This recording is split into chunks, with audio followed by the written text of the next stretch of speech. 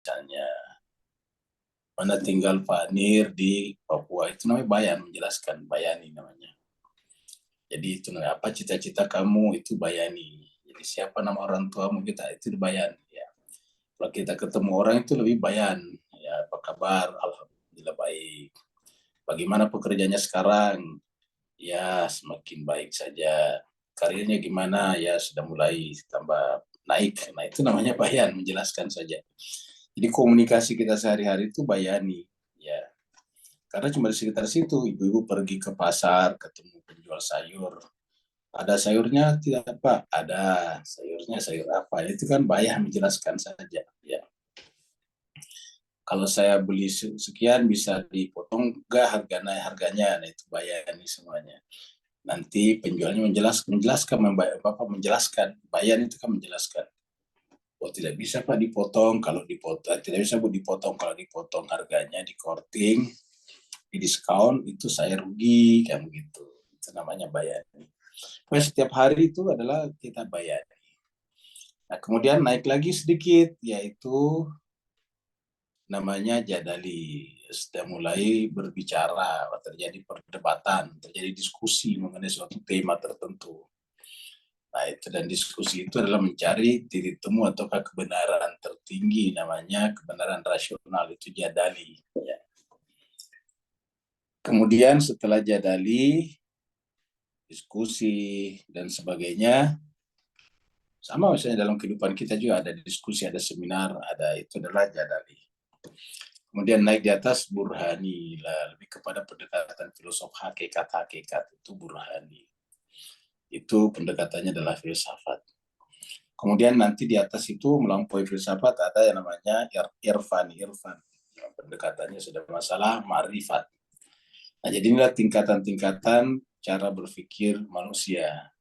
Mayoritas manusia itu hanya berhenti di bayani saja, makanya mereka terkadang juga kontradiksi cara berpikirnya. Kenapa? Karena tidak masuk pada wilayah jadali, menghindari kontradiksi, menghindari pertentangan-pertentangan dalam mengambil kesimpulan keputusan, maka secara otomatis itu menggunakan jadali. Jadi itu dia. Nah, jemaah sekalian, kita kebetulan belajar pada level yang keempat, yaitu irfani. Ya, kalau irfan ini adalah lebih kepada bagaimana caranya bersuah dengan Tuhan. Jadi bukan lagi mempelajari Tuhan. Kalau mempelajari Tuhan, bagaimana berargumen bahwa Tuhan itu ada, adanya Tuhan itu tunggal, adanya Tuhan itu tidak bisa tidak ditandingi oleh ada yang lain, maka itu adalah burhan namanya. Itu adalah filsafat, lebih khusus namanya teologi. Nah, jadi itulah jemaah sekalian, kita sekarang masuk pada pembahasan irfan, dan irfan kita sekarang adalah amali namanya. Karena irfan itu dua macam, ada nazari, ada amali, ada teorinya dan ada amalannya, ada praktisnya. Sama juga dengan politik. Politik itu ada nazarinya juga, ada amalinya.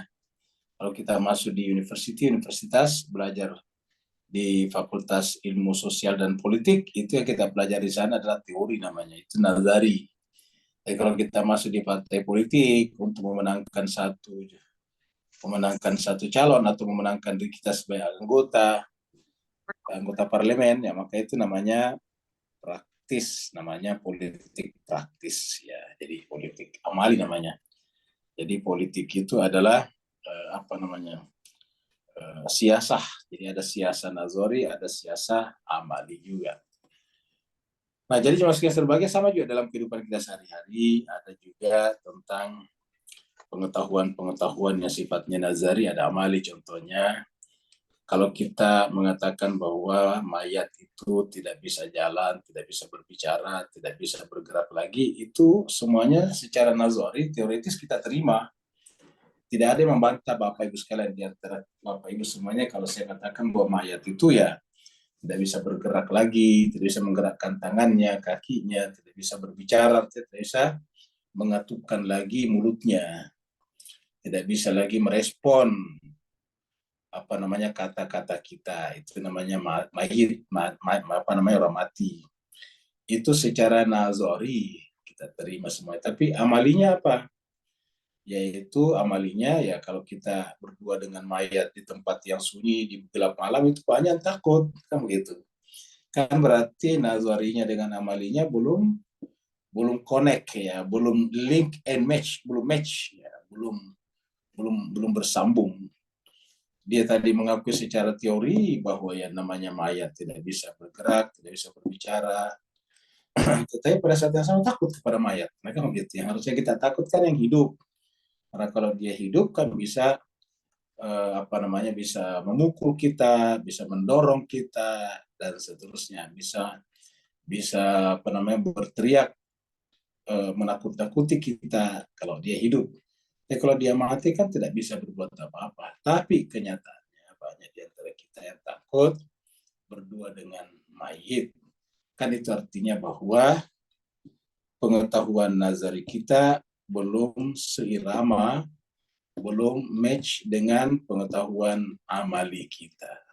Dan ini hanya contoh yang paling kasar saja untuk menjelaskan bahwa di banyak tempat, di banyak kehidupan kita, sering sekali pengetahuan nazari kita tidak sejalan dengan pengetahuan amali kita. Misalnya dalam politik, banyak orang yang sangat hebat, doktor dalam bidang politik nazari, tapi begitu masuk dalam politik praktis, amali, dia jeblok, dia kalah. Seperti itu. Bahkan dia juga mempraktikkan cara-cara yang curang misalnya. Nah, itu adalah menunjukkan amalinya belum sejalan dengan nazarinya. Nah, hal yang sama terjadi pada pengetahuan kita. Ada irfan yang sifatnya nazari dan ada irfan yang sifatnya amali. Kebetulan pembahasan kita sekarang adalah amali. Dulu adalah nazari, sekarang amali. Mari kita masuk ke screen.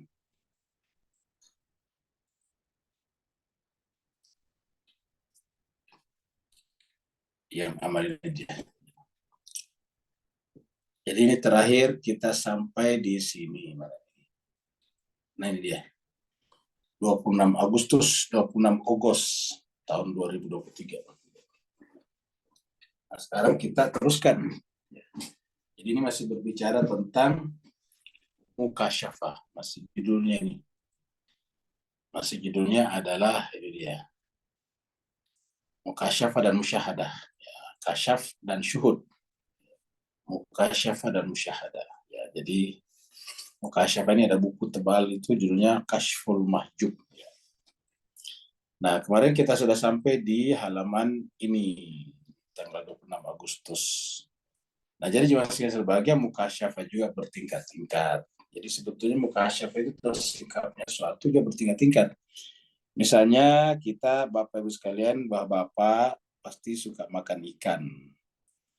Tetapi yang paling dalam pengetahuannya tentang ikan ibu-ibu. Kenapa? Karena pertama, ibu-ibu biasanya yang beli ikan di pasar, kemudian ibu-ibu yang mengolah ikannya, sehingga tahu sifat-sifatnya lebih daripada bapak-bapak.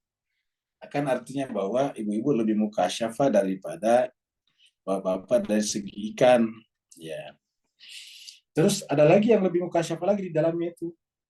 Yang lebih mukasyafah daripada ibu siapa? Nelayan. Nelayan pasti lebih tahu. Kalau nelayan bukan hanya tahu sifat-sifatnya, berapa lama ikan itu bisa tahan dan rusak, bahkan dia tahu musim-musim apa saja ikan itu ada di lautan, dan di laut itu daerah mana saja tempatnya berada. Nah itu apa saja apa namanya cara menangkapnya itu para nelayan tahu sekali. Ya. Nah, tapi ada lagi yang lebih dalam lagi mukasyafahnya daripada nelayan, yaitu orang yang belajar di sekolah, universitas, mempelajari ilmu perikanan. Jadi khusus untuk ilmu perikanan. Nah, pasti lebih dalam lagi. Lebih dalam daripada nelayan. Jadi, itu artinya bertingkat-tingkat. Dan pada saat kita berada pada level seperti ibu-ibu tadi yang tahu ikan, kalau kita merasa puas di situ, nah berarti kan kita terhijab oleh muka syafa kita itu. Nah, kalau kita tidak puas berarti harus masuk lagi nelayan. Mamat, Mamat udah Maka mandi belum kemudian pada sayang? saat kita menjadi nelayan lebih dalam Mamat udah mandi lagi. belum? Kalau kita puas di situ, kita tidak bisa masuk lagi. Nah, itu adalah contoh saja. Tentu tidak perlu ibu-ibu jadi nelayan, atau nelayan tidak harus masuk universitas. Ya, tapi tentu boleh saya kalau mau, tetapi intinya itu hanya contoh saja bahwa kita itu bertingkat-tingkat sehingga ada namanya kesesatan mukasyafah kan begitu. Kenapa? Karena pertama, ketika masih terbatas kan berarti masih ada yang tersembunyi kan begitu. Kalau dia menganggap dia sudah tahu semuanya, berarti itu kesesatan mukasyafah. Misalnya baru selevel tali ibu-ibu yang membeli ikan setiap hari dan dia menganggap dia ahli ikan, itu adalah menyesatkan. Seperti itu. Bahkan nelayan hanya karena dia setiap hari ke laut, enggak. Yang benar-benar mukasyafah dari segi ikan adalah mereka yang menghabiskan waktunya di perguruan tinggi universitas, melakukan penelitian di mana-mana, penelitian langsung kepada ikan, perilakunya di laut, dan seterusnya. Nah, itu pasti lebih dalam lagi pengetahuan tentang ikan. Nah, begitulah. Jadi ada namanya mukasyafah sesat, kesesatan mukasyafah. Banyak orang yang mengaku tahu misalnya jin, padahal pengetahuannya tentang jin itu kan salah. Nah, itu mukasyafah, kesesatan mukasyafah. Yang lebih parah lagi kalau kemudian pengetahuannya salah yang sesat ini kemudian ditransformasikan kepada yang lain, baik dengan cara langsung mengajarkannya ataukah mempengaruhi mereka langsung atau tidak langsung sehingga orang itu terpengaruh dengan kepercayaan dia. Nah, akhirnya disebutlah dengan kesesatan mukasyafah. Ya. Nah, sekarang kita masuk pada ini. Makanya supaya tidak terjadi ini, kemarin terakhir ini pembahasannya perlunya namanya yang disebut dengan pemandu wisata. Kita saja ada kan perlu pemandu wisata namanya guide, ya, guide tourism. Jadi ada guide-nya. Jadi ada guide itu pemandunya. Nah, kalau dalam berwisata saja butuh ada guide, apalagi kalau kemudian perjalanan spiritual. Misalnya kita pergi ke suatu tempat untuk diving. Itu kalau kita baru di sana harus ada guide-nya, orang setempat, orang biasa di situ, orang pengalaman. Kalau enggak nanti kita terbawa terseret oleh arus laut di bawah laut. Kita tidak tahu sifatnya. Jadi sebab itu harus ada guide. Kita misalnya pergi ke Gunung Himalaya, mendaki, hiking.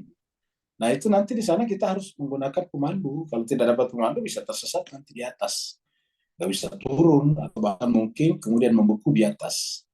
Nah, jadi oleh sebab itulah dalam kehidupan sehari-hari saja kita butuh guide, apatah lagi yang namanya perjalanan spiritual, perjalanan rohani. Maka di sini dikatakan, jangan lewati perjalanan spiritual ini tanpa ditemani hidir, dan Allah mencontohkan kita dalam Al-Quran bagaimana seorang Musa untuk menjadi nabi besar, itu berjalan ditemani oleh Nabi Hidir. Dan kita lihat pada pertemuan 3 kali peristiwa yang dilakukan oleh Hidir, semuanya ternyata dipahami berbeda oleh Nabi Musa.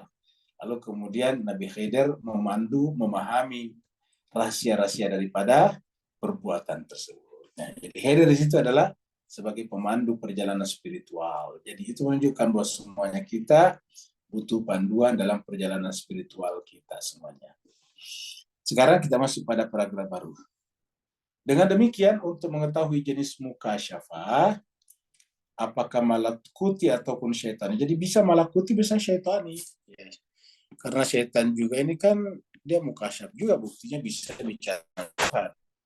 Jadi tapi ini syaitan. Jadi kita malakuti dulu, baru kemudian syaitan ya. Ini ada syaitan nih.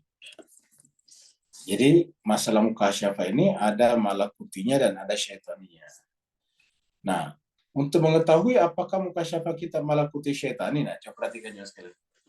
Bapak Ibu perhatikan paragraf ini baik-baik, perhatikan ini baik-baik. Ulangi lagi, dengan demikian, untuk mengetahui jenis mukasyafah yang kita alami, kan kita merasakan mukasyafah, apakah benar atau tidak? Ya, maka kita ingin tahu apakah itu benar-benar malakuti, benar memasuki alam malakut, atau justru alam syaitani. Karena sama-sama kan terasa gaib, sama-sama terasa non materi, tapi ada yang malakuti dan ada yang syaitani. Ya, untuk mengenal diri kita, apakah kita di mukasyafah malakuti atau syaitani. Makanya kan terkadang dapat muncul orang-orang mengaku bisa mengobati segala penyakit, mendapatkan wangsit-wangsit atau berjumpa dengan macam-macam makhluk-makhluk astral itu. Nah, maka itu perlu kita ketahui apakah itu adalah malakuti atau jangan-jangan syaitani. Bagaimana caranya? Ya harus dirujukkan.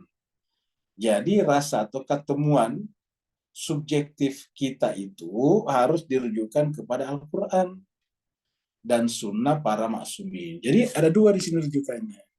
Kita rujukan pada Al-Quran ya, dan sunnah para maksumin ya. Jadi inilah dia. Ingat, sunnah para maksumin harus sejalan dengan Al-Quran. Kalau tidak sejalan dengan Al-Quran berarti bukan dari mereka. Jadi harus dirujukkan kepada Al-Quran dan sunnah para maksumin ya, alaihimussalam. Nah, ada lagi serta akal burhani, ini dia akal burhani. Jadi 3 macam ya. Kita harus selalu lihat masuk akal atau tidak. Contohnya ada yang mengatakan kalau kalian membaca ayat-ayat yang saya baca, saya ajarkan, nanti kamu tidak akan terbacok, kamu akan mempan, bahkan sampai kemudian diperjualbelikan, jual bacaan-bacaannya, jinnya dan sebagainya. Nah, padahal Al-Quran tidak pernah bicarakan itu. Bahkan para maksumi juga luka, bahkan ada yang meninggal di penggal lehernya, kan ada diracun. Ya harusnya kan mereka tidak terkena racun dong, kan begitu. Racun harusnya tidak memakannya. Kenapa ya? Mereka manusia suci. Tapi buktinya mereka kena racun, mereka kena panah, ditombak, dipenggal lehernya, dibacok kepalanya dari belakang. Dan masa semuanya. Jadi kalau ada yang mengatakan baca ini tidak akan mempan, enggak benar itu, tidak pernah kita temukan dalam sunnah para maksumin seperti itu. Tidak pernah kita temukan sunnah para nabi ya, seperti itu. Nah, memang ada namanya mujizat, tapi mujizat itu bukan doa Nabi, bukan maunya Nabi, itu murni maunya Tuhan. Jadi tidak perlu yang Nabi lakukan hanyalah menjalankan tugas Tuhan yang baik sebagai penyampai. Ya, jadi itu sebagai al-balagh, ma'alaika illa al-balagh. Tidak ada kewajiban kamu wahai Nabi kecuali al-balagh sebagai penyampai saja. Jadi itu saja. Jadi kalau ada yang mengajarkan gitu ya pasti salah, nggak ada di Quran. Ya, di Quran mengatakan semua orang pasti mati. Kullu nafsin za'iqatul maut. Jadi menghentikan kematian itu dengan cara yang baik. Yang kedua, tidak ada sunnahnya para maksumin. Yang kedua, tidak sesuai dengan akal sehat. Kan gitu. Akal sehat kita mengatakan bahwa kulit kita itu lembek, lembut, ya dicoret sedikit saja berdarah. Jadi kalau dia mengatakan dia kebal, ya nggak mungkin lah. Kalau ada ilmu kebal, tentu kita tidak pernah kalah berperang melawan Belanda dulu. Kenapa ya? Kita pakai aja ilmu kebal itu kita punya para pahlawan, para pejuang, sehingga kemudian walaupun bermodalkan bambu runcing, mereka tetap bisa menang. Kenapa? Ditembaki berkali-kali, beratus kali dengan senapan serbu atau AK-47, tetapi semuanya gemerincing saja, bunyi seperti menembak besi. Tapi faktanya ya mereka meninggal dunia juga. Ya. Di selatan tempatnya katanya banyak orang yang kebal-kebal kayak gitu.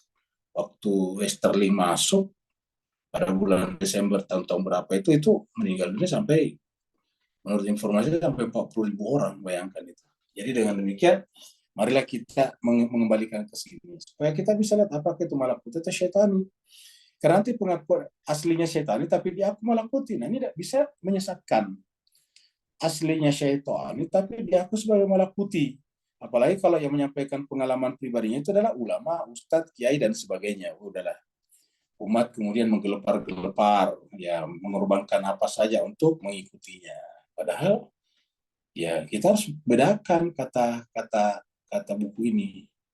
Ya kita harus mengetahui jenis mukasyafah kita, malakutika atau syaitanika. Ya. Apabila jadi ada 3 lagi sebelum melanjut. 3, Quran, sunnah para nabi dan maksumin, para orang suci, dan akal burhani, akal sehat lah.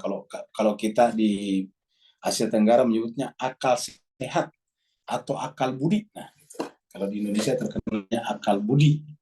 Secara umum dikenal dengan akal sehat. Ya, akal sehat. Jadi 3 macam ini, Quran, sunnah, dan akal sehat. Apabila hasil kasyaf dan syuhudnya terdapat sedikit pun atau sedikit saja ketaksesuaian dengan Al-Quran. Perhatikan ya sekalian. Makanya kan di tempat ini kita selalu mengatakan patokan kita itu Al-Quran. Ya. Apabila hasil kasyafnya dan syuhudnya terdapat sedikit saja terdapat sedikit saja atau sedikit pun, ya. Apabila hasil kasyaf dan syuhudnya terdapat sedikit pun, sedikit saja, ketidaksesuaian, ketidakcocokan dengan Al-Quran dan hadis ma'sumin alaihi salatu wassalam yang qat'i artinya mirip dengan yang mutawatir, maka jelaslah mukasyafah itu bukanlah rahmani dan malakuti. Ingat, tidak sesuai saja, sedikit saja, perhatikan Bapak sekalian. Makanya kalau Bapak sekalian mendengarkan kita di sini melakukan semacam kritikan atau kritikan membangun, itu bukan karena kita pengen seperti itu, tapi berbahaya.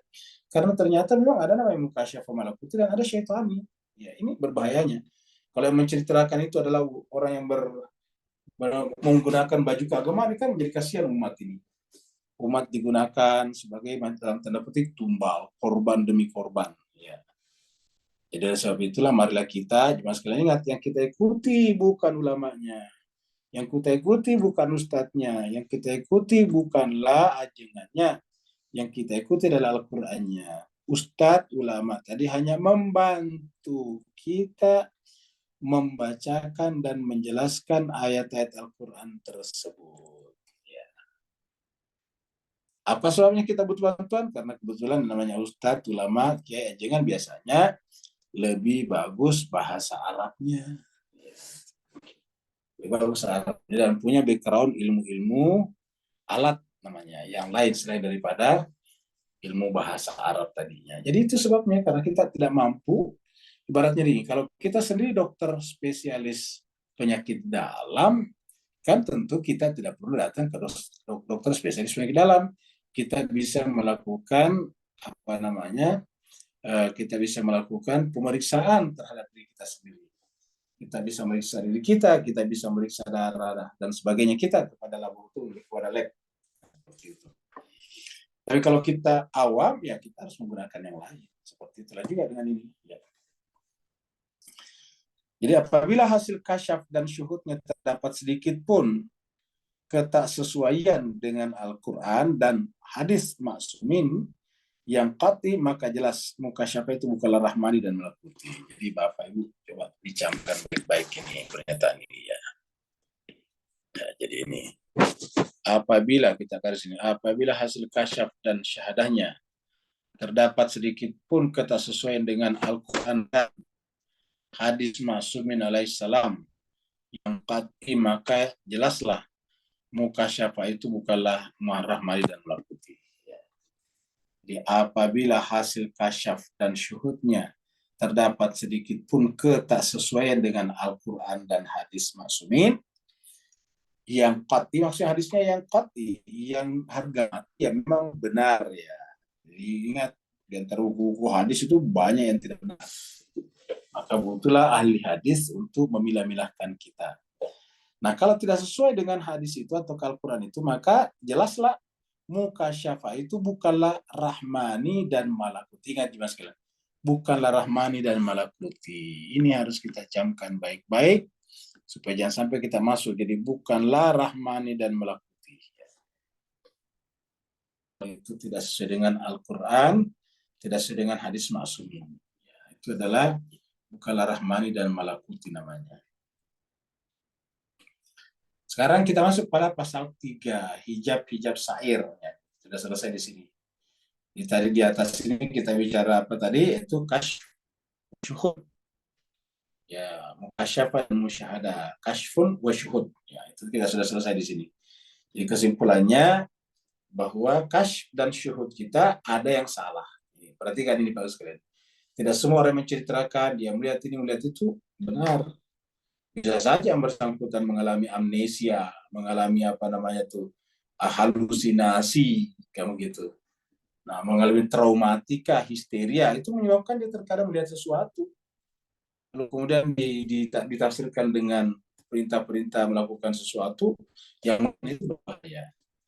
Jadi marilah kita jangan percaya begitu saja. Kalau kita percaya, nanti kita korban. Percaya kalau orang itu bisa menggunakan jin untuk menggandakan uang tanpa berpikir panjang lebar lagi, dia setorkan uangnya puluhan ratusan juta, setelah dia tagih uangnya diracun. Kan begitu Pak sekalian. Ya. Jadi ini banyak sekali terjadi di masyarakat kita. Ada yang menyerahkan uang yang begitu banyak, setelah dia menyerahkan, kemudian menyerahkan lagi untuk dapatkan lebih banyak itu dan seterusnya. Nah, jadi oleh sebab itu, marilah kita selalu belajar, ya, karena dasarnya tadi apa? Al-Quran yang paling tinggi nih, baru sunnah, baru kemudian kita berpikir kalau kita Islam. Tentu juga sekali kalau kita bukan Islam atau bukan orang yang cukup intensif belajar agama, ya tentu yang pertama akal burhani, akal sehat maksudnya. Karena bagaimana kita bisa menggunakan Al-Quran? Kita tidak bisa baca Al-Quran misalnya, ya akal burhani, akal sehat. Seperti kata Nabi, ibda binafsik, mintalah kepada dirimu sendiri. Siapa diri kita? Yaitu akal sehat kita. Sekarang kita masuk pada pasal 3 ini. Hijab-hijab sair suluk, ya. Hijab-hijab sair suluk. Salah satu pembahasan sangat penting dalam sair suluk, ya. Salah satu pembahasan sangat penting dalam sair suluk, ingat kata-kata sair suluk, kita berkali-kali menyebutkan ini, sair suluk, ya.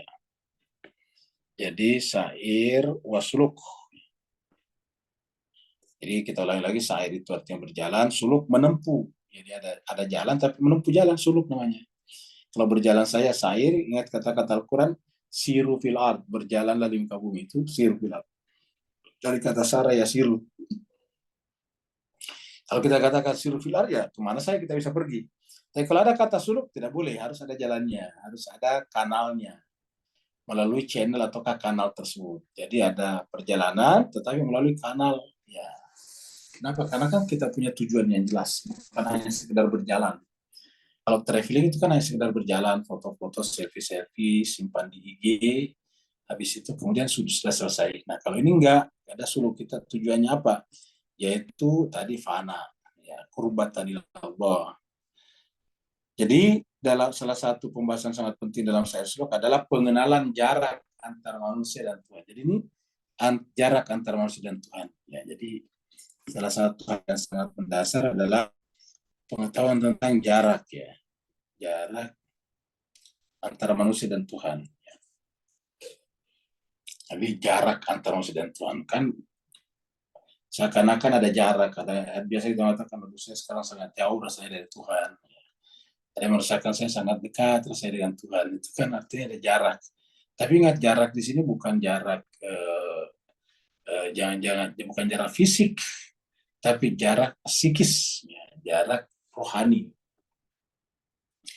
Jadi pengenalan jarak antara manusia dan Tuhan. Serta riado, ini dari riado itu latihan-latihan. Kita sudah terangkan dulu, riado dan mujahadah. Jadi ada riado dan mujahadah. Terulang kembali. Riado dan mujahadah. Dalam upaya mengurangi jarak dan jarak maksudnya antara ini, oke, antara manusia dan antara kita semua manusia dan Tuhan. Jadi kita harus memperhatikan jarak kita antara manusia, antara kita sebagai Tuhan.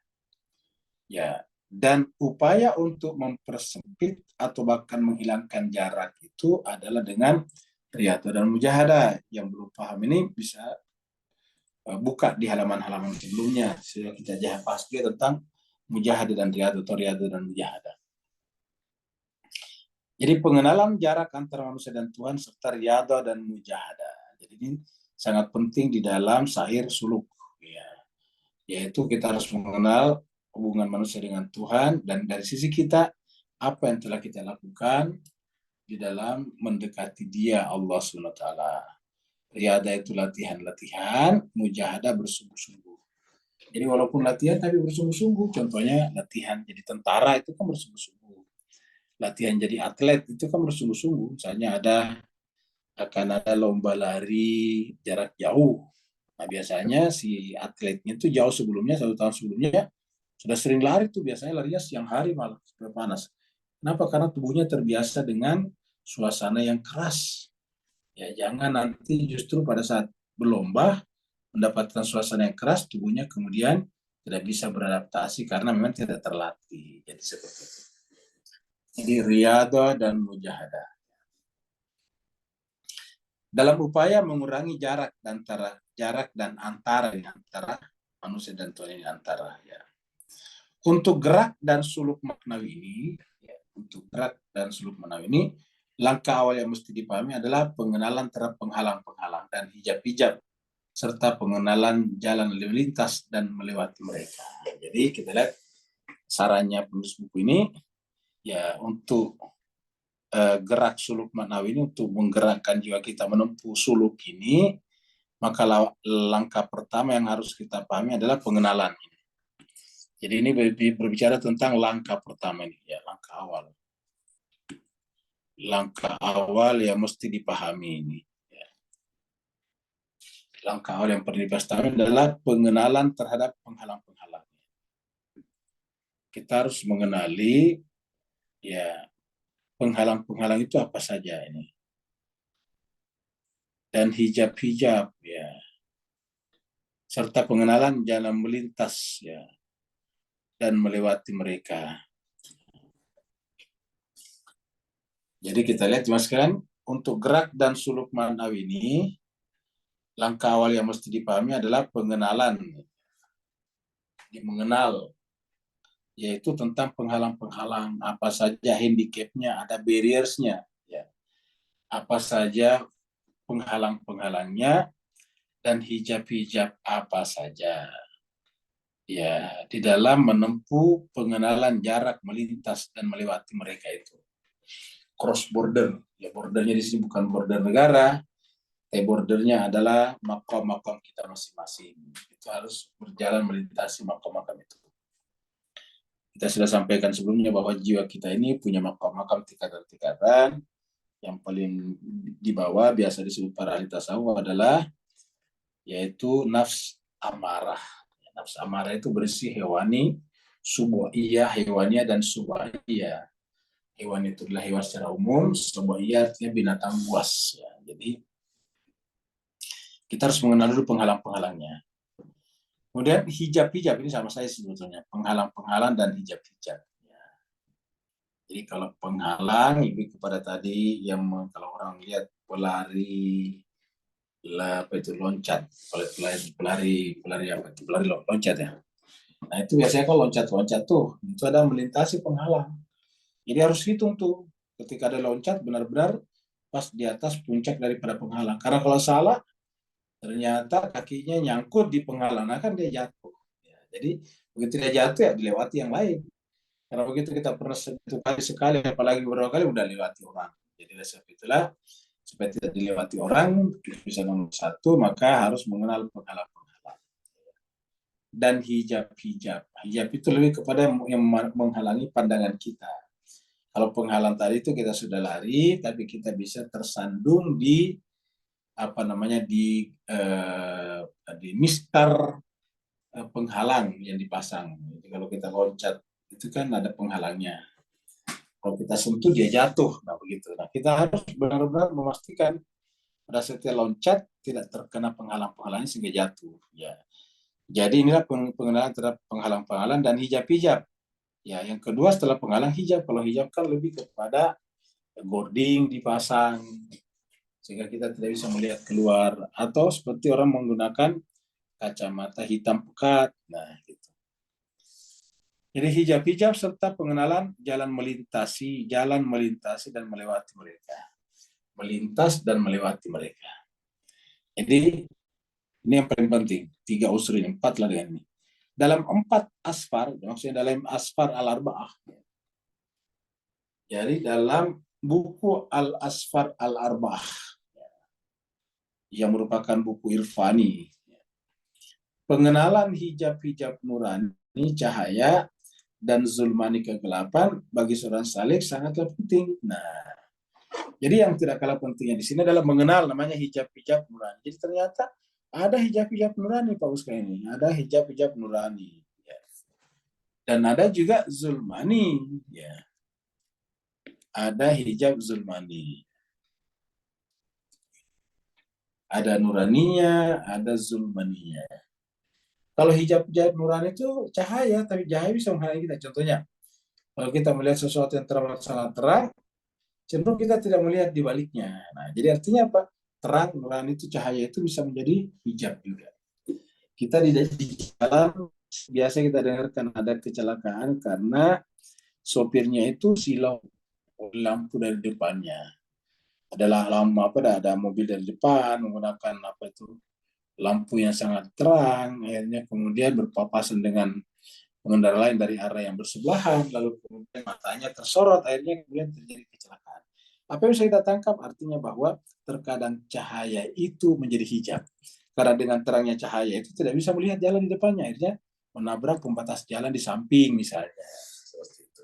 Jadi artinya apa? Cahaya bisa jadi hijab berdasarkan ayat ini, berdasarkan pernyataan ini. Jadi kita ulangi lagi dalam 4 asfar, perjalanan-perjalanan irfani, pengenalan hijab-hijab nurani, dan zulmani. Jadi kalau nurani adalah cahaya, zulmani adalah kegelapan. Jadi yang namanya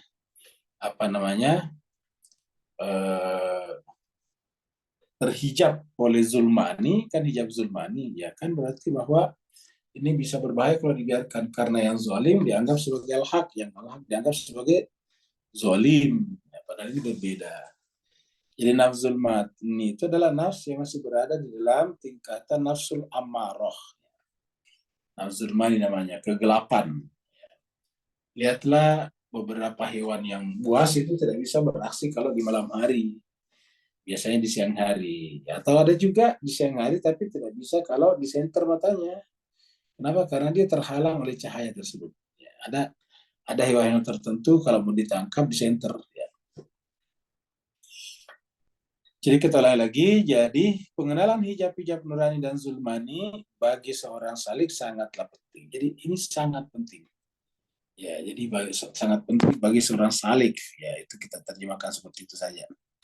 Ya, jadi bagi seorang salik sangatlah penting. Ya, yang paling penting adalah hijab-hijab nurani dan hijab zulmani. Bahkan dapat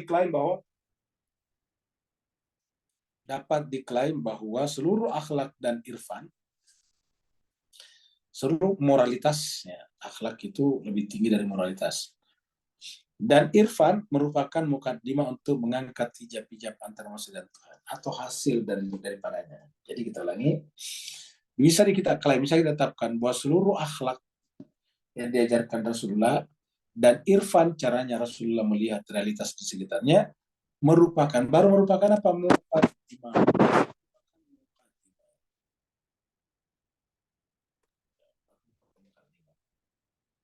Ini merupakan mukaddimah untuk mengangkat hijab-hijab antara manusia dan Tuhan. Jadi itu barulah mukaddimah untuk mengangkat hijab-hijab antara manusia dan Tuhan, atau hasil daripadanya. Sebab untuk mencapai kedudukan tauhid, mestilah seluruh hijab-hijab antara manusia dan Tuhan terangkat dulu. Jadi ini Pak Bos sekalian perlu kita camkan baik-baik ini, karena kita kan semuanya niatnya bertauhid. Ya, jadi sedangkan di sini katakan, ya, untuk mencapai kedudukan tauhid, mestilah seluruh hijab antara manusia dan Tuhan terangkat, dan pesalik mencapai maqam usul pada Tuhan. Ya, jadi ini adalah penting sekali, ya. Untuk mencapai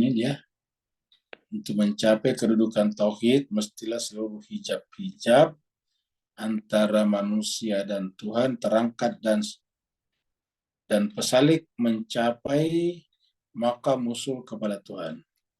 Makam itu adalah sampai, makam usul maksudnya. Makam usul itu artinya sampai kepada Tuhan. Usul itu dari kata wasala, masuk. Ya. Oke, kalau kita sholat itu dari kata wasala juga. Kenapa? Karena kalau kita sholat itu artinya kita masuk hariban Allah. Jadi disebut dengan makam usul. Ya, jadi selain lagi, untuk mencapai kedudukan tauhid, mestilah seluruh hijab-hijab antara manusia dan Tuhan terangkat. Jadi harus terangkat dulu. Jadi tidak bisa kita mencapai derajat tauhid sejati kalau hijab-hijab antara manusia dan Tuhan tidak terangkat. Dan pesalik mencapai makam usul kepada Tuhan. Sebelum kita mencapai derajat itu, bukan lagi sekedar sampai dalam pengertian tiba, tetapi lebih kepada mencapai derajat itu.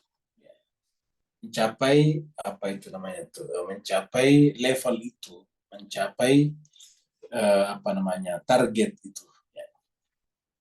Jadi bilang ini untuk mencapai kedudukan tauhid mestilah seluruh hijab-hijab antara manusia dan Tuhan terangkat dulu. Ya. Jadi semua yang ada dalam jiwa kita harusnya terangkat, terutama apalagi dalam dunia politik sekarang ini kan terlalu dinamis sehingga sangat mungkin gampang terjadi gesekan-gesekan, mengeluarkan kata-kata yang kurang tepat. Dengan kata lain, jadi kita lagi di sini tadi karena belum diselesaikan. Untuk mencapai kedudukan dan tauhid mestilah seluruh hijab-hijab antara manusia dan Tuhan terangkat dulu. Lalu kemudian pesalik mencapai maqam wusul kepada Tuhan. Itu adalah termasuk perjalanan tertinggi. Dengan kata lain, pengenalan terhadap hijab-hijab serta jalan melintas dan melewatinya merupakan mukaddimah untuk wusul pada tauhid. Jadi ini juga bagus ini Pak Ustaz. Pengenalan terhadap hijab-hijab ini tadi, ya, ini adalah pengenalan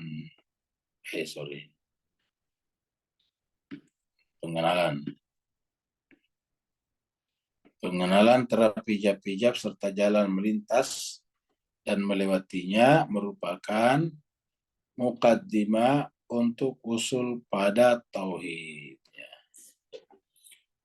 Jadi pengenalan terhadap hijab-hijab serta jalan melintas dan melewatinya merupakan mukaddimah untuk usul pada tauhid. Jadi mukaddimah itu pengantar, ya, pendahuluan. Jadi kalau kita mengenal hijab-hijab ya baru pengantar, baru mukaddimah untuk sampai kepada usul, ya, sampai kepada ketunggalan dan keesaan Tuhan yang Maha Esa. Usul pada tauhid. Oleh karena itu dapat dikatakan bahwa dalam ilmu-ilmu maknawi dan sofistik, salah satu pembahasan yang sangat penting dan sangat daruri adalah pengenalan hijab-hijab nurani. Jadi ini di antara sangat penting. Ya. Dapat disimpulkan bahwa dalam ilmu maknawi dan sofistik, ya, salah satu pembahasan sangat penting dan sangat daruri adalah pengenalan hijab-hijab nurani dan sulmani. Jadi kita lain dari sini nih. Ya. Dapat dikatakan bahwa ilmu-ilmu maknawi, ya, kita hilangkan dulu ini. Ya.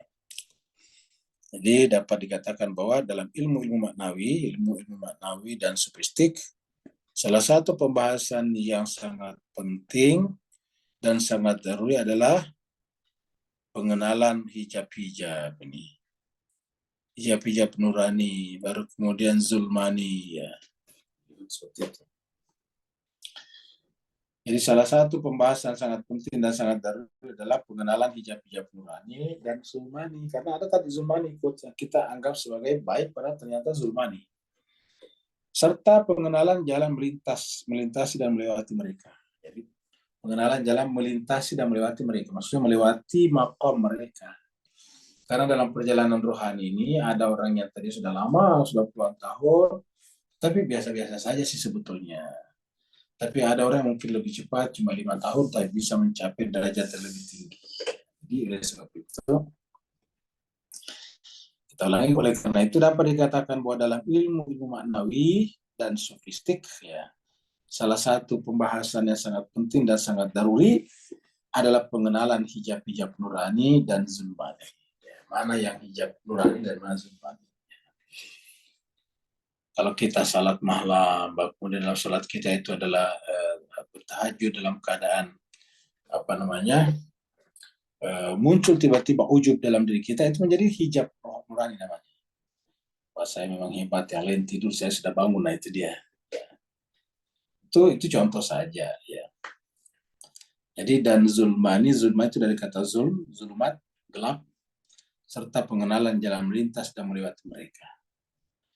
Dalam sebuah hadis Rasulullah SAW dikatakan, Nabi bersabda, apa sabdanya? Innallaha, sesungguhnya Allah sab'ina, memiliki 70. Sesungguhnya Allah itu sab'ina alf, memiliki 7.000, ya, sab'ina itu 7.000. 7.000, ini 7 baru ribu, jadi sab'in 7. 70.000 maksudnya, ini 70. Ini ribu, 70.000 hijab. Min nurin wa zulmah. Dari nur dan kegelapan. Zulmah dari kata zulmani tadi sini. Zulmatun. Ya. Jadi apa kata ayat di sini? Sungguhnya Allah, innallaha sab'ina alfa hijab. Sungguhnya Allah SWT itu punya 70.000 hijab. Ya, 70.000 hijab. Jadi untuk mencapai derajat itu, ya kita harus merobeknya setiap saat. Kalau kita misalnya 70.000, berarti masih 7 tahun lagi, kayak gitu. Dari sekarang, nah apakah dengan usia sekarang bisa kita sampai ke sana? Nah, itu dia. Inna Allah sab'ina alfa hijab min nurin wa zulmah. Jadi dia. Kata-katanya di sini kita sampaikan 70.000 hijab. Ya. Di sana ada 70.000 hijab. Ya. Sab'ina alf hijabin. Di sana ada 70.000 hijab. Min nurin wa zulmatin. Ya, Tuhan mempunyai 70.000 hijab-hijab dari cahaya dan kegelapan. Dalam sebagian hadis dijelaskan juga jumlah lain hijab-hijab antara Tuhan dan makhluk. Dalam sebagian hadis dijelaskan juga jumlah lain. Jadi artinya bukan hanya 70.000, banyak riwayat. Tapi intinya riwayat-riwayat itu semuanya banyak. Ya, itulah Pak Ustaz. Ini yang diukur cerita di sini ada 70.000. Ada lagi yang berbeda, yaitu di sini antara Rasulullah. Nah, di antaranya ada lagi 70 hijab. 70 hijab. Ya, kalau tadi kan 70.000, ini 70 hijab. Ada 7 hijab. Pokoknya kepala 7. 7 hijab, 70 hijab, 70.000 hijab, 700.000 hijab. Ada lagi juga 18 hijab. Oh, ini lebih ganjil lagi, lebih apa? Lebih agak genap lagi. 18 hijab. Ada 18 hijab. Ya.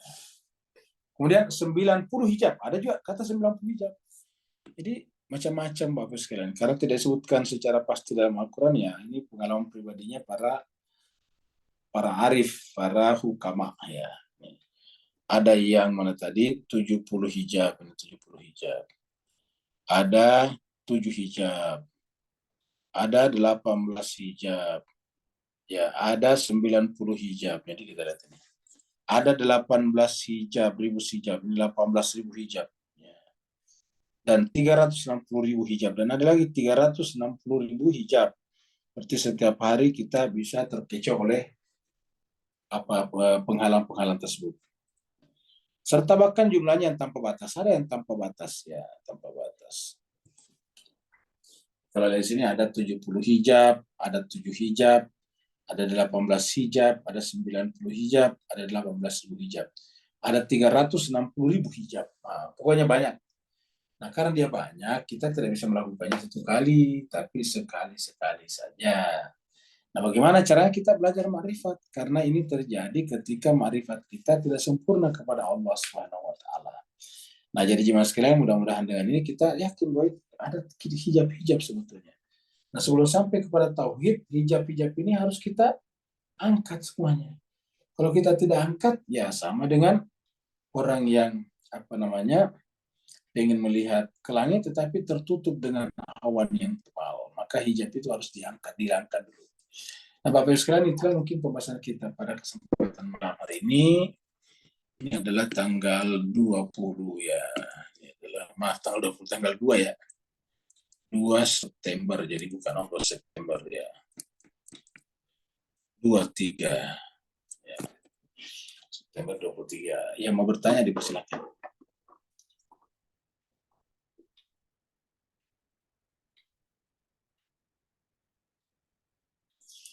Silakan Pak yang mau bertanya.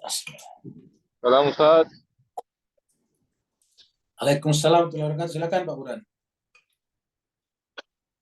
Fon Ustaz izin tanya Ustaz. Tadi dalam pembukaan kan, pembukaan bahwasanya kita Ustaz itu tentang mayat dan persepsi orang yang hidup tadi. Yang maknanya ilmu dia itu tentang mayat yang tidak bisa bikin apa-apa, tapi masih bisa menggugat pribadinya terhadap ilmu yang dia ada. Padahal dia tahu, akal mengatakan mayat tak bisa bikin apa-apa, tapi rasa takut itu ada dalam jiwanya. Maka pertanyaannya, apakah perasaan takut itu apakah terkait dengan masalah akidah, Ustaz? Keyakinan kita pada Tuhan, Ustaz. Mohon penjelasan, Ustaz. Baik, Terima baik, kasih. baik. Jadi kita sama-sama Pak Burhan. Jadi kita kembali tadi kepada mayit ya. Nah, ingat cuma sekalian, boleh takut kepada mayit karena kita semuanya bakal jadi mayit. Ya. Kalau kita takut ke mayit, nanti kita takut pada diri kita sendiri kan gak kacau tuh jadinya tuh. Kita takut mayit, kita sendiri mayit, artinya kita takut pada diri kita sendiri. Ya, kita lari pontang-panting melihat diri kita jadi mayat. Nah, jadi jemaah sekalian, nah, ibaratkan di sini pertanyaan Pak Burhan tadi adalah katakanlah misalnya ini adalah ada di sini apa jiwa kita, katakanlah ini adalah kalb ya, kalb ya supaya warnanya beda kita kasih warna lainnya ini kalb ini kalbu ya. Nah, kemudian di sini di luar kita lihat ini katakanlah ini di luaran ini ya. Di luaran sini ya. Ini kalbu kita di dalam, di luar ini. Jadi di dalam diri kita ini anggaplah ini di dalam badan kita, dalam jiwa kita, ini di luar. Jadi ini adalah di dalam ya. Dalam tubuh ini adalah di luar. Nah, di luar. Nah, di luar kita melihat mayat. Katakanlah mayatnya di sini-sini nih ya. Mayat ini tidak bisa ngapa-ngapain ya. Jadi ada mayat di sini. Mayat ini tidak bisa ngapa-ngapain ya. Tidak bisa menggerakkan tangannya, katakanlah dia punya tangan di sini ya. Tangannya nggak bisa digerak-gerakkan ya. Nggak bisa berbicara, ada mulutnya di sini, nggak bisa ngapa-ngapainnya. Ini ada apa namanya, kakinya tidak bisa diangkat, katakanlah ini mayat. Jadi mas kayak bahagia, ini semuanya kita terima ini. Semua kita percaya bahwa memang beginilah adanya. Yang namanya mayat ya tidak bisa. Makanya kan mayat ini diangkat, digotong. Diangkat, ada satu di tengah, ada di ujung kepalanya dan ada ya, misalnya kita harus digotong. Kenapa tidak bisa bergerak, tidak bisa berbuat, tidak bisa bekerja. Nah pertanyaan kenapa kok ada orang takut ini dia? Ada takut, padahal ini kan kelihatan nih, pasti semuanya kita tahu. Tidak goyang, tidak bisa jalan, semuanya oke kan? Ya.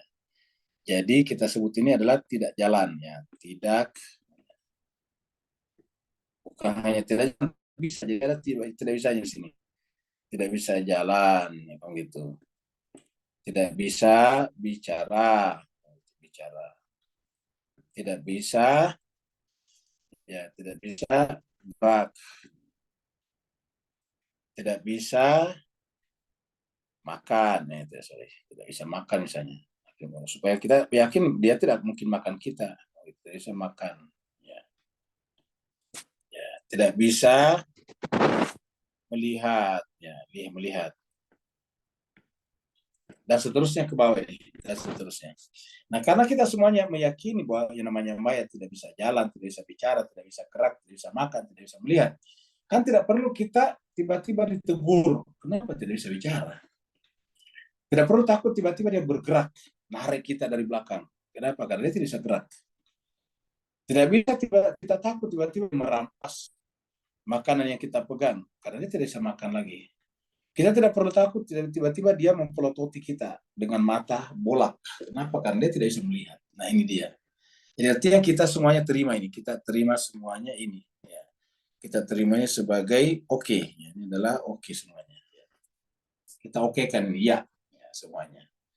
Nah tetapi begitu sampai di dalam hati, nah, kenapa ada takut? Nah ini dia jelaskan. Kenapa takut? Akal kita mengatakan benar ini yang menjawab tadi ini akal kita, pikiran kita. Ya, begitu suruh bersama dengan mayat di ruangan sendiri tidak ada siapa-siapa ya ini katakanlah mayat kita disuruh duduk di sini ya kita disuruh duduk di sini ya mana nih kita disuruh duduk di sini ya kita duduk sampingnya sini berdua dengan mayat dalam keadaan hujan deras ya hujan deras di luar sana maksudnya kemudian guntur bertalu-talu kilat bersambar-sambaran, rumah berjauh-jauhan, tidak ada siapa-siapa di sana.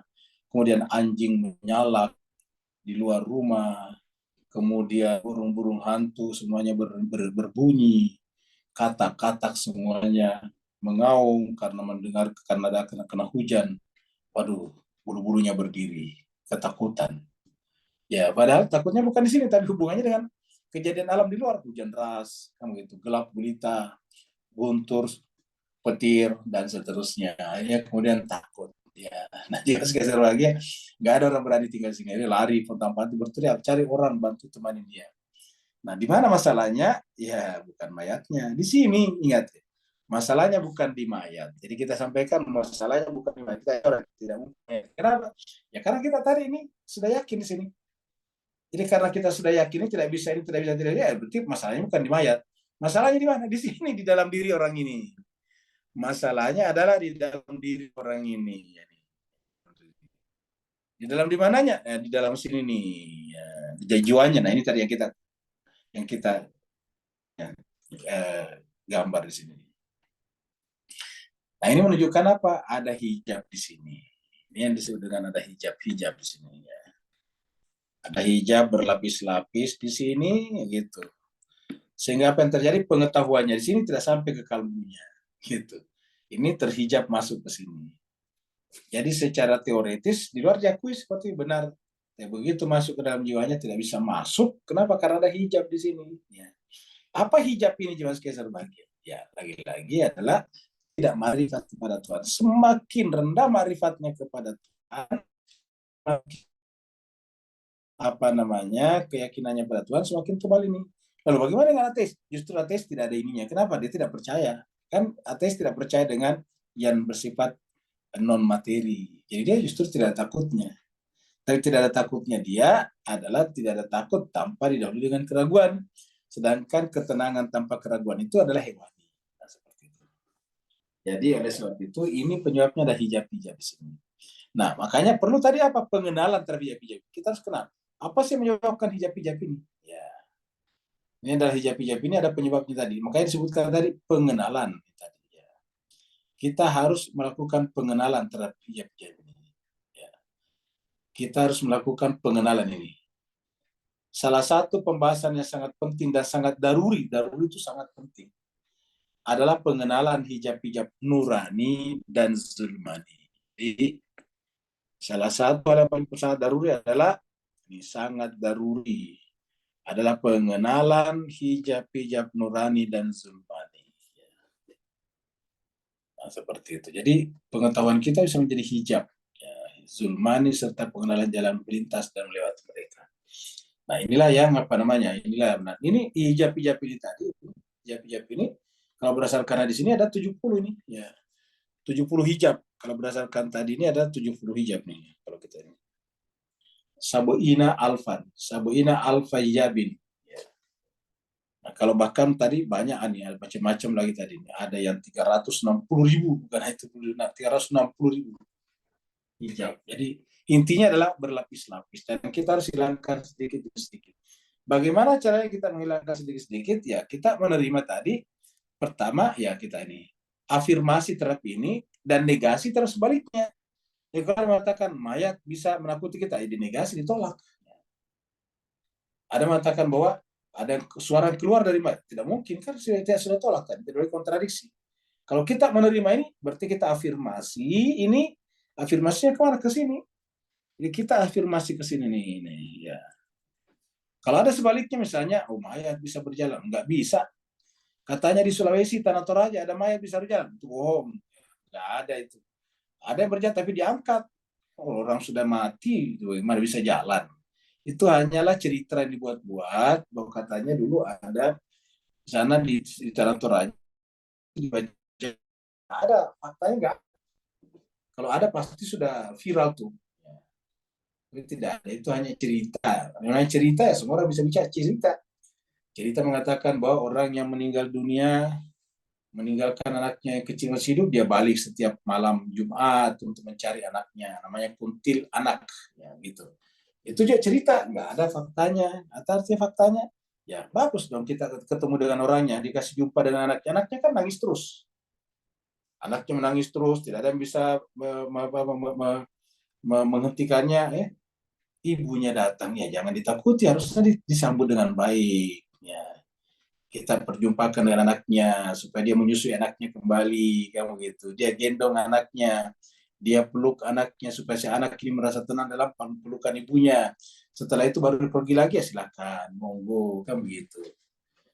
Ya, jadi ini tidak pernah terjadi. Pokoknya kalau terjadi itu, ya berarti anak-anak tidak perlu terlalu takut kehilangan ibunya. Nah, kenapa? Ya balik lagi. Nanti kita bilang sama dia, nanti kamu berhenti balik ya, kalau anakmu sudah besar ya, sudah balita, kan gitu. Kalau kamu sudah balita mau pergi seterusnya, ya tidak apa-apa, kamu gitu. Nah, jadi tapi faktanya kan tidak ada. Itu hanyalah cerita-cerita, katanya ada CCTV yang tangkap ini dan itu. Ini menjadi masalah Mas sekali. Sebab itulah apa namanya, kehidupan kita tidak pernah tenang. Kenapa? Begitu ada orang meninggal dunia takut. Nah, kan hidupnya tidak tenang. Ya, begitu ada orang meninggal dunia tetangganya ketakutan. Ya, begitu ada tabrak kendaraan di depan jalan takut lewat. Ya, katanya nanti kemudian ada arwahnya muncul. Nah, ya, hidupnya tidak pernah tenang. Nah, jadi semua irasionalitas itu menjadi hijab di sini. Nah, makanya untuk menghilangkan ini, jadi untuk menghilangkan ini kita harus afirmasi ini dan sekaligus menegasi kebalikannya. Apa kebalikannya? Bisa jalan, bisa bicara, bisa, pokoknya semua yang bisa-bisa kita tolak. Ya. Kalau ada yang mengatakan ini itu kan cerita, ya, tidak bisa membuktikannya. Katanya kan begitu. Kila kan begitu. Katanya dan katanya. Tidak pernah ada yang membuktikannya secara langsung. Ya, hanya katanya dan biasanya cerita itu berkembang dari mulut ke mulut, lalu kemudian menjadi sebuah kultur di sebuah wilayah, negara atau tentu, lalu kemudian dibuatlah sajen-sajen, dibuatlah tumpeng, dibuatlah macam-macam supaya dia jangan kembali lagi pada tadi logikanya. Bisa kembali kan bukannya lebih bagus, karena kasihan anaknya menangis terus-menerus, ya ibunya mau datang lagi, alhamdulillah. Nah, tapi itulah tadi tidak ada. Jadi oleh sebab itulah hijab-hijab ini harus kita tolak. Jadi ini yang dikatakan tadi Pak Burhan. Jadi caranya, ulangi lagi, caranya kita afirmasi ini, affirmation, dan kita negasi kebalikannya. Dan berpendapat bahwa memang ada alam malakut, tapi alam malakut itu penghuninya adalah jin dan malaikat, dan mereka sibuk dengan wilayahnya masing-masing, dan yang diutus untuk membantu Tuhan kepada manusia adalah malaikat. Ada malaikat Jibril, ada malaikat Mungkar Nakir, dan sebagainya. Itulah alam malakut. Selain daripada penugasan itu, tidak mungkin. Malaikat tidak mungkin punya inisiatif pribadi untuk kemudian mengganggu kita. Kenapa? Karena malaikat adalah utusan makhluk Allah yang merupakan utusannya. Di dalam Al-Quran, malaikat disebut dengan Rasulullah. Rasul apa? Utusan Tuhan kepada manusia. Seperti itu. Ada lagi?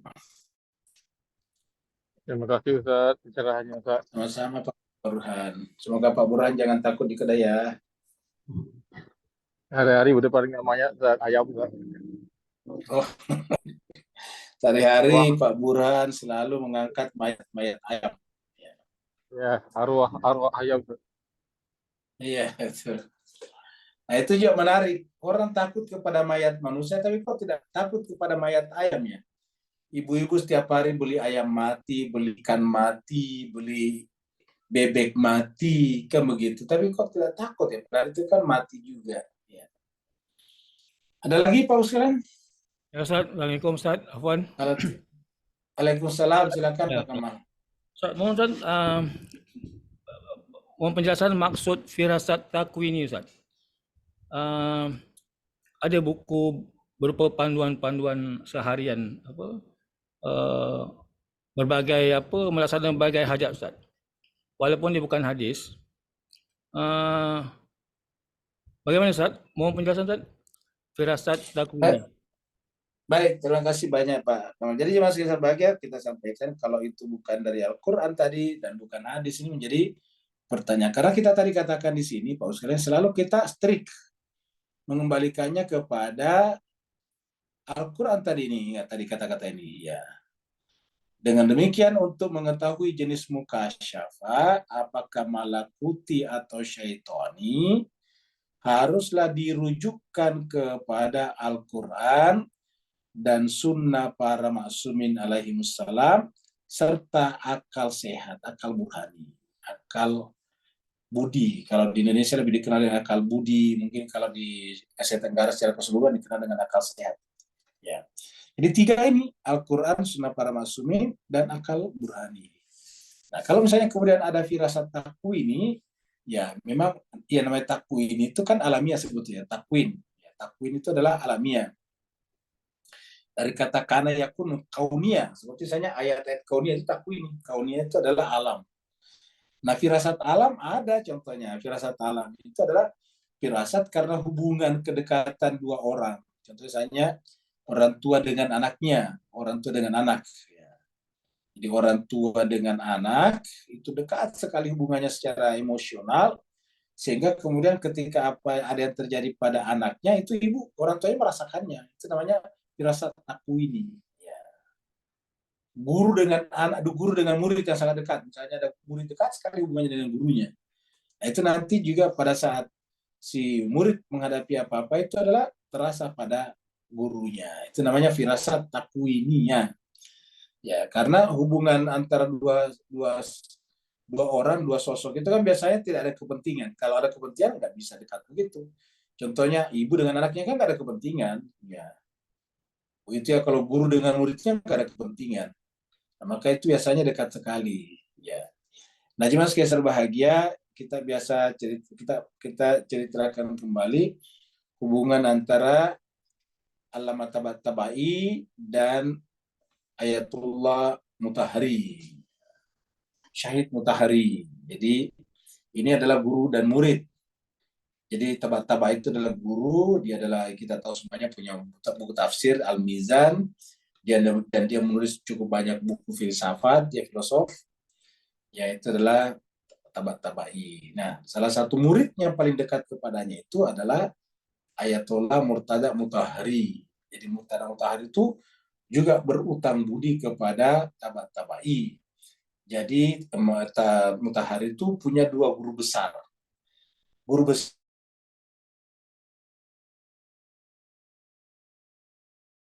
filsafat Tabai, terutama filsafat itu Tabatabai. Terus guru besar dalam bidang fikih, usul fikih, dan juga irfan itu adalah Imam Khomeini. Amil syariat, kan Imam Khomeini kan adalah marja ya. Jadi itu punya dua guru yang sangat dekat. Nah, makanya Mutahari dekat sekali dengan ini. Nah, kita tahu kalau Mutahari berbicara itu kan sangat filosofis ya.